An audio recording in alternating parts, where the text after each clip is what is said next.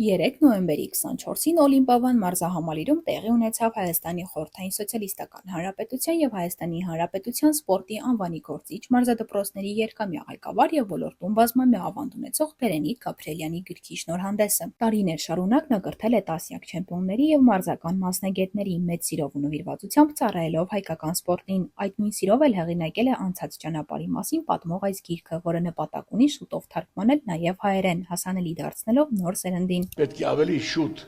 այս գիրքը լույս տեսներ, բայց ես վերջում ինչպես միշտ խնդրեցի Ծառուկյանը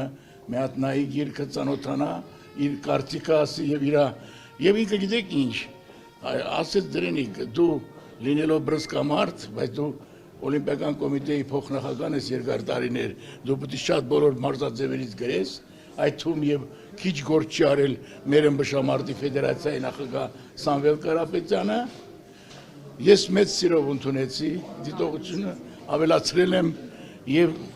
շնորհակալ եմ ամեն ինչի համար։ Միջոցառմանը ներկային մանկավարժության եւ սպորտի ոլորտի անվանի ներկայացուցիչներ, մարզական գործիչներ եւ մարզիկներ։ Ներկաները պատիվ ունեցան նվեր ստանալ գիրքը հեղինակային մակագրմամբ որպես հիշողություն եւ գնահատանքի խոսուն նշան։ Այսպիսի նախաձեռնությունների շնորհիվ պահպանվում է հայկական սպորտի պատմությունը, փոխանցվում է նոր սերնդին եւ արժեվորվում են նրանք, ովքեր ձևավորել են մեր հաղթանակների հիմքերը։